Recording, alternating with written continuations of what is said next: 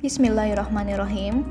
Materi yang akan dibahas di video ini adalah bab gerak melingkar. Sebelumnya, kalian sudah mempelajari materi gerak lurus.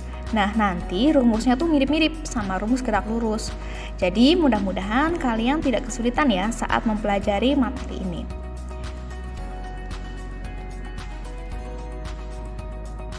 Ngomong-ngomong, kalian tahu komedi putar? Atau mungkin malah pernah naik ya? Kemudian kalau biang lala juga tahu ya.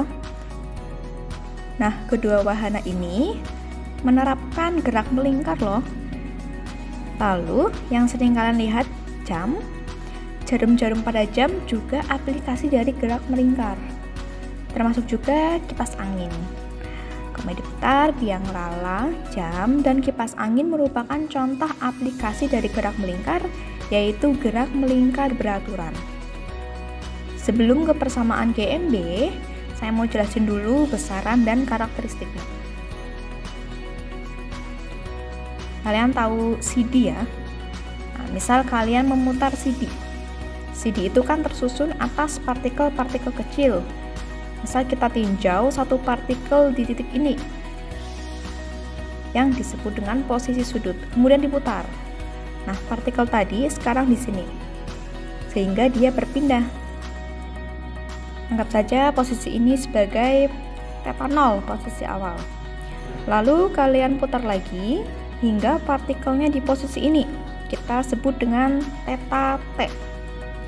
Maka ketika dia bergerak dari θ0 ke θt, partikel ini mengalami perpindahan sudut yang dituliskan dengan delta θ. Kalau saat kita belajar gerak lurus kan pakai R dan delta R. Nah, untuk gerak melingkar, R-nya diganti menjadi θ, delta R-nya diganti menjadi delta θ. Sudut yang dibentuk oleh partikel-partikel pada CD selama berputar terhadap porosnya disebut perpindahan sudut. Ada 3 cara mengukur perpindahan sudut. Yang pertama dalam putaran, ini sudah umum. Misal berputar sebanyak 2 putaran, 3 putaran, 4 putaran, dan seterusnya. Yang kedua dalam derajat, di mana satu putaran nilainya sama dengan 360 derajat. Berarti kalau hanya setengah putaran, berapa derajat? Berarti setengah dikali 360 derajat. Jadi kalau setengah putaran, itu nilainya sama dengan 180 derajat. Cara terakhir yaitu dalam radian, di mana satu rad bernilai 180 derajat per pi. Karena satu putaran sama dengan 360 derajat, maka satu putaran juga bernilai 2 pi rad. Selanjutnya, karakteristik gerak melingkar beraturan. Ada beberapa karakteristiknya, yaitu kecepatan linear tetap atau konstan yang disebut dengan kelajuan. Kedua, kecepatan linear arahnya selalu berubah. Besar dan arah kecepatan sudut selalu tetap. Kemudian percepatan tangensial dan percepatan sudut sama dengan 0. Selanjutnya, besaran yang berkaitan dengan GMB, yaitu ada kecepatan sudut yang dilambangkan dengan omega. Kalau dulu di GLB ada V, di GMB ada omega.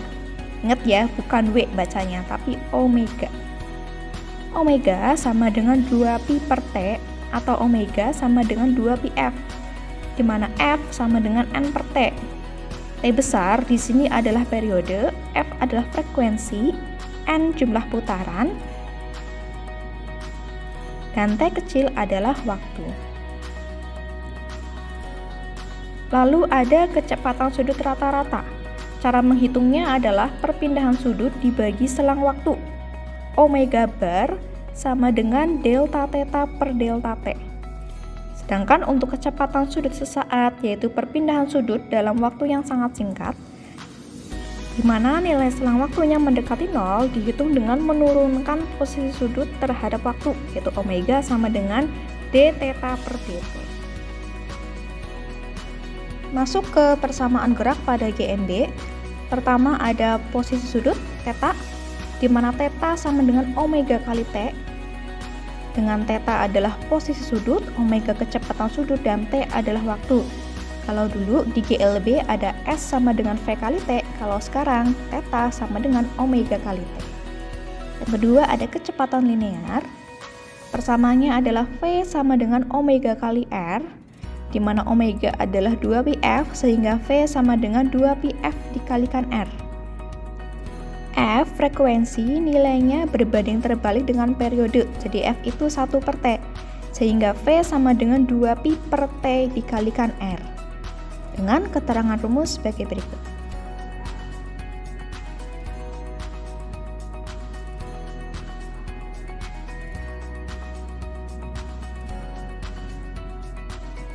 Yang ketiga ada percepatan sentripetal, yaitu percepatan yang selalu tegak lurus terhadap kecepatan linearnya dan mengarah ke pusat lingkaran. Besarnya percepatan sentripetal dapat dicari dengan rumus AS sama dengan omega kuadrat dikalikan R. Jadi AS, S itu sentripetal ya. Kemudian bisa juga dicari menggunakan rumus V kuadrat per R. Dengan keterangan rumus sebagai berikut.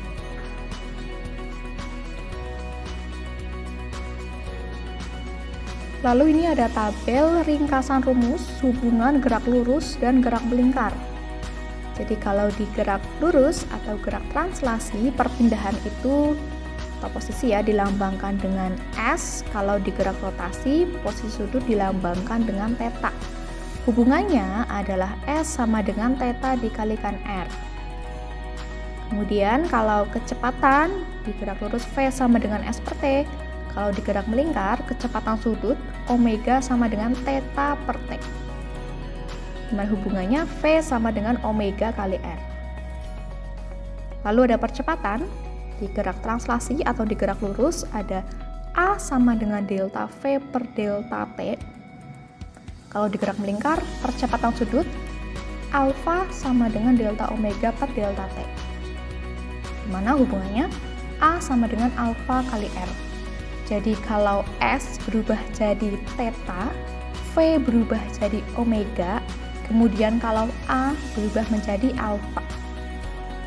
Nah, kan dari tadi kita bahas GMB.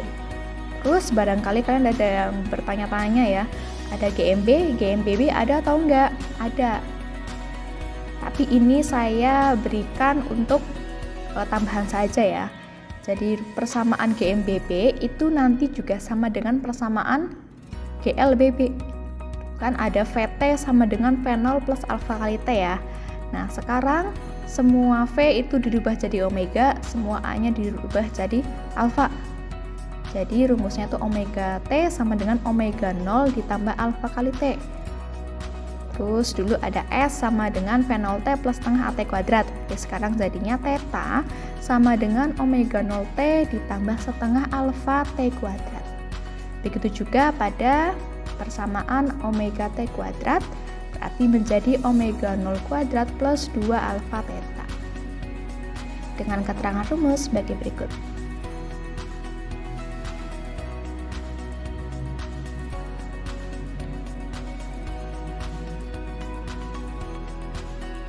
Lalu ada hubungan roda-roda. Ini materi terakhir di gerak melingkar.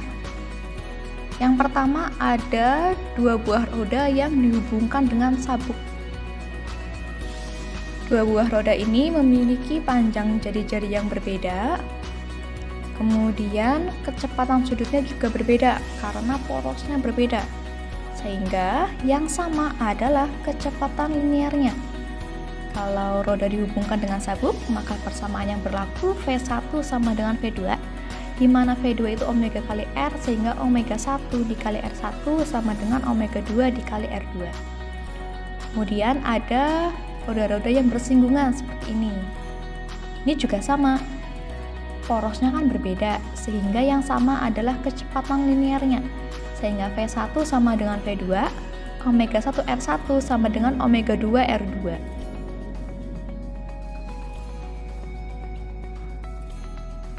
Yang terakhir, hubungan roda-roda ada seporos atau sepusat. Ini porosnya sama. Kalau porosnya sama, kecepatan sudutnya sama, sehingga omega 1 sama dengan omega 2. Maka menjadi V1 per R1 sama dengan V2 per R2. Sekarang ke soal dan pembahasan. Yang pertama, sebuah partikel bergerak melingkar beraturan dengan melakukan 420 putaran tiap menit. Frekuensi gerak partikel tersebut adalah, di sini diketahui ada kecepatan sudutnya 420 putaran tiap menit ya, ppm. Kemudian yang ditanya adalah frekuensinya berapa. Nah, tadi untuk mencari frekuensi adalah dengan persamaan F sama dengan N per T. N itu jumlah putaran, T itu waktu. Ditanya tiap menit. Ingat, satuan waktu SI itu detik. 1 menit 60 detik, sehingga 420 putaran dibagi 60 detik didapatkan 7 Hz. Jadi frekuensinya 7 Hz.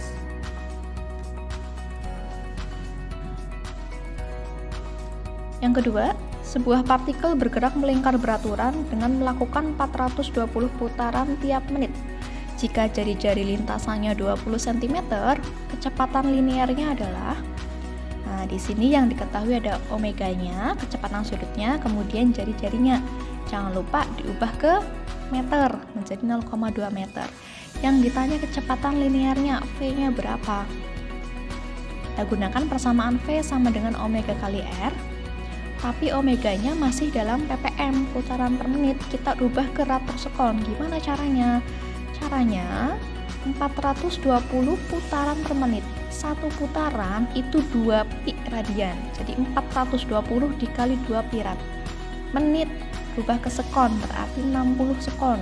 Sehingga 420 kali 2 pi rad per 60 sekon didapatkan 14 pi rad per sekon. Kita masukkan omega kali R, sehingga 14 pi dikali 0,2 sama dengan 2,8 pi meter per sekon. Contoh soal nomor 3, suatu titik materi melakukan gerak melingkar beraturan. Ternyata tiap menit melakukan 300 putaran. Jika jari-jari lintasannya 40 cm, berapa percepatan sentripetalnya? Ketahui, omega 300 ppm, R-nya 0,4 meter. Ditanya AS-nya, percepatan sentripetalnya. AS itu kita gunakan rumus omega kuadrat R seperti tadi. Omeganya kita rubah ke rad per sekon seperti biasa ya, karena ppm berarti dikali 2 pi rad per 60 sekon didapatkan 10 pi rad per sekon. Kita masukkan ke rumus omega kuadrat kali R, sehingga 10 pi kuadrat dikali 0,4. 10 kuadrat itu 100, kemudian dikalikan pi kuadrat dikali 0,4, didapatkan 40 pi kuadrat meter per sekon kuadrat. Contoh soal keempat, dua roda A dan B saling bersinggungan. Jika kecepatan sudut roda B adalah 30 rad per sekon dan jari-jari roda A 1/8 jari-jari roda B, besar kecepatan sudut roda A adalah, diketahui ada omega B 30 rad per sekon. Kemudian jari-jari roda A adalah 1/8 jari-jari roda B. Yang ditanya kecepatan sudut roda A, omega A-nya berapa? Nah, ini kan bersinggungan. Tadi kalau roda bersinggungan itu berarti yang sama adalah kecepatan linearnya. VA sama dengan VB, jadi omega A RA sama dengan omega B dikalikan RB. Dimasukkan, tadi RA-nya kan 1/8 RB. Jadi omega A dikali 1/8 RB sama dengan 30 dikalikan RB. Sama-sama RB dicoret. Sehingga omega A 8-nya naik ke atas ya. Jadi 8 dikali 30 sehingga 240 rad per sekon. Contoh soal terakhir masih terkait hubungan roda-roda. Perhatikan hubungan roda-roda di samping. Jika jari-jari roda RA sama dengan 25 cm, RB 15 cm, dan RC 40 cm. Dan roda C berputar dengan kecepatan sudut 60 rpm. rpm itu rad per menit. Hitung kecepatan sudut roda A. ada 3 roda ya. Jadi kalau AB itu bersinggungan, tapi B ke C itu dihubungkan dengan sabuk. Diketahui ada RA, RB, RC, dan omega C. Yang ditanya, omega A. Kita mau mencari A, tapi yang diketahui data C. Berarti kita pelan-pelan, kita ngitung roda B sama C dulu. Jadi sekarang kita menghitung roda B dan C yang hubungannya itu dihubungkan dengan sabuk. Untuk apa? Yaitu untuk mencari kecepatan sudut roda B yang nanti digunakan untuk mencari kecepatan sudut roda A. Jadi urut-urutan. Nah, di sini ya dihubungkan dengan sabuk. Jadi VB sama dengan VC. Dimasukkan omega B RB sama dengan omega C dikali RC. Omega B dikali 15 sama dengan 60 dikali 40. 60 kali 40 itu 2400. Jadi omega B-nya 2400 dibagi 15, yaitu 160 rpm. Nah, baru kita mencari menggunakan roda A dan B. Mereka bersinggungan. Jadi VA sama dengan VB. Omega A RA sama dengan omega B RB. Dimasukkan omega A dikali 25 sama dengan omega B udah dapet nih yang tadi. Jadi 160 dikali 15. 160 kali 15 hasilnya 2400. Jadi omega A itu 2400 dibagi 25. Hasilnya 96 rpm. Ini kan satuannya rpm ya, rad per menit. Kalau mau dijadikan rad per sekon boleh, silahkan. 1 menit 60 detik, berarti silahkan kalian hitung 96 dibagi 60, nanti itu jadi rad per sekon. Demikian untuk materi gerak melingkar, semoga bermanfaat. Jangan lupa dibuat catatan saat menyimak. Jika ada pertanyaan, silahkan ditanyakan saat tatap muka. Tetap semangat untuk belajar fisikanya. Terima kasih.